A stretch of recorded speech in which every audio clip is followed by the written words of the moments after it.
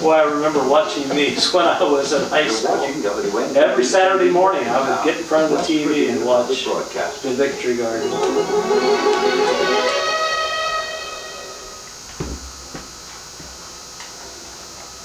Hello, I'm Bob Thompson and welcome to the Victory Garden. Today Jim Wilson reports from the Victory Garden South. We're getting ready to plant a garden of Mexican vegetables. Here in the Northeast, Roger Swain sets in some cucumbers. And Marion combines oregano and artichokes in today's recipe. That sounds that good. and more is coming right up, so stay right I where you can't are. wait. Oh, I can't wait. Funding for the Victory Garden is provided by this station. What you're looking at is a double early tulip. Its name is Electra. And the white flowers, well, that's anemone blander, make a wonderful little ground cover. Well, down in Georgia, the tulips have long since gone, but the peaches are already beginning to form on the branches. Let's take a look. Ooh, I can't wait to see the Well, peaches. good afternoon, and welcome Dad, to you're gonna be late! Just a minute, just a minute. I'm watching the Victory Garden with Riley. In our cover crop under our peach trees, and it's made up of ryegrass and crimson clover. And a little later, we're going Ooh, to look cut at this those with a peach mower. trees. But for now, we're going to leave it so this crimson clover will go to seed, and we cut it, and it'll. Dad, you're gonna be late for your 100th episode! My 100th episode? Well, what time is it? It's time! Oh, Organic matter in it. it's time. It's time. We've got to go.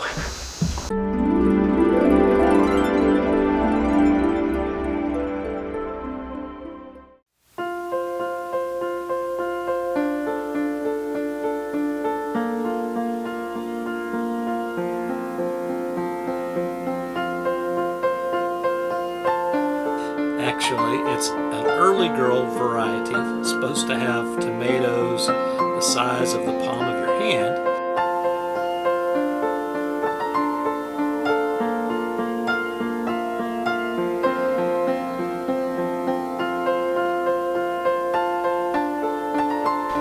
Well, hey there! Welcome back to another episode here on Hall Family Farms. I'm so glad you could join us. If you're new to our channel, we're located in South Central Virginia, latitude 37.03 degrees. And we are in U.S. Agricultural Growing Zone 7B. So that's where we're at.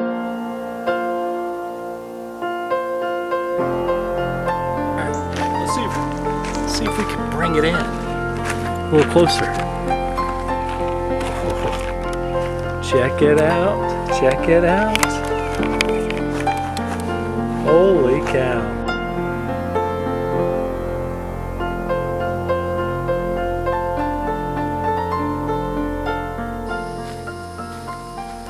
So exciting. Yeah.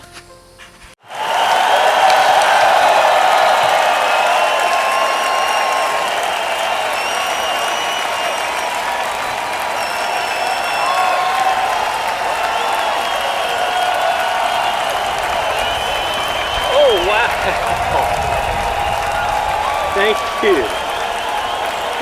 Thank you. Thank you.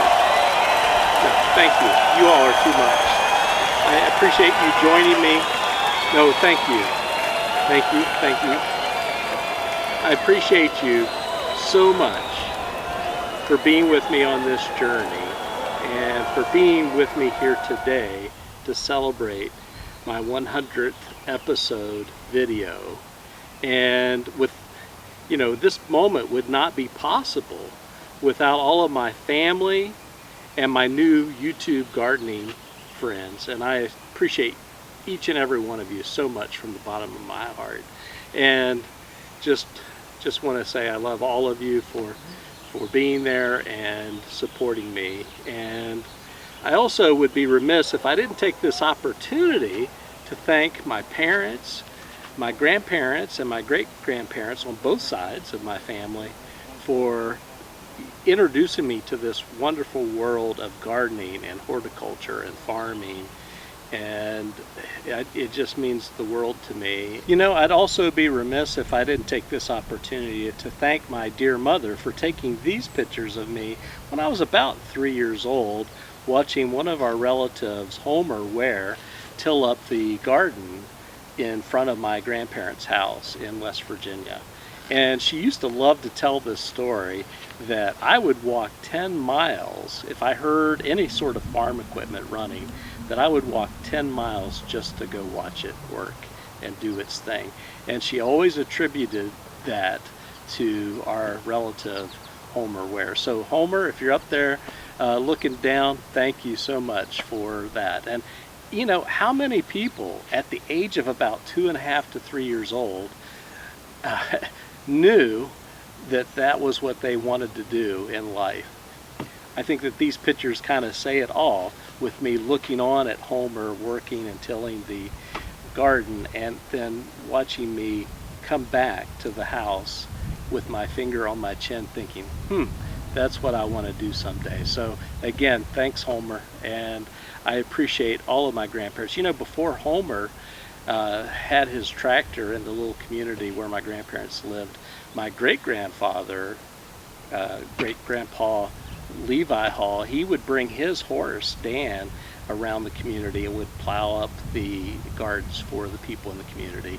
And here's a picture of him getting ready to till the garden, actually the garden in front of my grandparents' house. So I don't have pictures, but I also had great role models on my mother's side of the family, with my great-grandparents having gardens year after year, and my grandmother having an affinity and love for flowers, particularly 4 o'clocks. I used to love watching those bloom around her house, and she also had a lot of peonies, which were really nice to look at as well. So to all of them up there, I love them and thank them for this opportunity that I have to fall in love with this amazing world of gardening. So with that being said, I have some really exciting news that I would love to share with you at this time, and that is my new logo for my channel and my homestead here at Hall Family Farms. It's taken me over a year to kind of figure out what I want that to look like and how that's going to represent me and what we're trying to accomplish here. So before I make the grand reveal, if I could get a drum roll.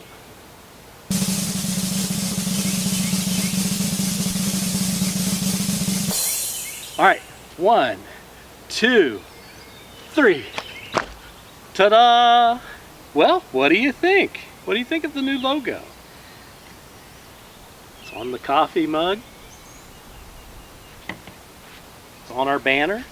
Come on in, take a closer look, and I'm going to explain a little bit about the thought process that went into coming up with this design. So come on in.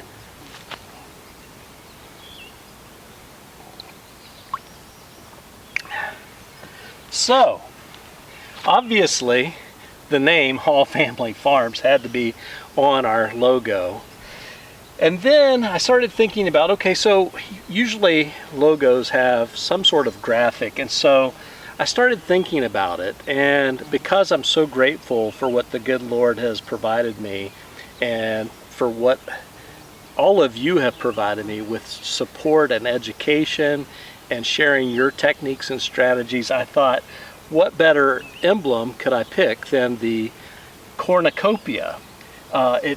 It's a good representation of what Thanksgiving means, and so I'm very thankful for this opportunity to kind of live out my dream. I mean, from age 3, wanting to be a farmer. So with that being said, that explains kind of the cornucopia. It's just appreciating the harvest. You know, you put the seeds in the ground, you pray and have faith that the good Lord's gonna help those seeds germinate, and with your care, you're hoping that at the end, in fall, you will have, you know, a harvest that you'll be proud of and that will support your family. So that kind of went into the thought process for using the cornucopia as kind of our symbol here. The word Victory Garden is a tribute not only to the show, The Victory Garden, that was on PBS for almost, I think, 2 decades, and that I fell in love with as a teenager growing up back home in West Virginia, watching it every Saturday morning, but also it's a tribute to all of the gardeners out there from way back to the very beginning. And you know, there was a program that was introduced by our country back during World War I and also in World War II, where they encouraged those who were not actively fighting in the war to raise a garden, no matter how small or how large, but to raise a garden to help support the efforts during those two great wars. And I think now is a great time to bring that program back. I mean, we are in the middle of helping Ukraine try to defend their country. We're also in a war against inflation. Have you seen the prices at the grocery store? And so having a garden in your yard or patio with pots that will help reduce the amount of money that you spend at the grocery store to feed your family. So again, that's why I kind of thought about, you know, adding that to the banner here. And so that's basically what we have here, is a victory garden that kind of inspired me when we were going through the pandemic, right? We have a war against the pandemic of COVID. And so it was during that period of time when everything was shut down and I had to go out to the grocery store and I would see those shelves bare. It really caused me to think, you know, am I prepared? Is my family prepared for this kind of scenario? And so that inspired me also to kind of start this project here on my farm. And so I'm going to share with you a picture right now. So this is what my home looked like back in 1992 when we built it, and it was basically 5 acres, just a big field that was farmed for many years, and it was up for sale. And so we bought it, and I told my wife when we moved to Virginia that the one stipulation I had was that I wanted to have at least 5 acres, if not more. And you know, as it turned out, this property became available and it was something that we could afford. So we bought the property and then we built our home. And you know, and I kind of tried gardening here off and on. The soil's different from back home in West Virginia. It's very sandy and loamy here, and they have a different type of weeds and pests and insects here that I was not familiar with. So it was a little frustrating, and it still is a little frustrating, but I'm learning and trying to learn how to work with nature here. And so I appreciate you all supporting me on my journey. And as I said, and from this picture here, we started from nothing, and we started with building the greenhouse and then putting in our food forest and starting to eradicate some of these weeds by covering it with black plastic and so forth. And so we've got a lot of exciting projects coming up in our second season here on Hall Family Farms, and I'm going to be really excited to share those with you.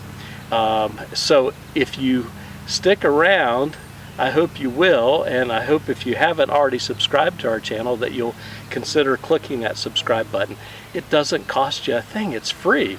Not too many things in life are free, and this happens to be one of them. And if you click that notification bell, YouTube will always notify you when we upload new content to our channel. And with that being said, please be safe out there, take care, and we'll see you in the next episode. Bye-bye. Oh, before I leave, I also have my hat in navy blue. So we're going to be probably putting some of our merchandise on our website when we get that up and running. But if you're interested and you want to support the channel, please, feel free to inquire about that.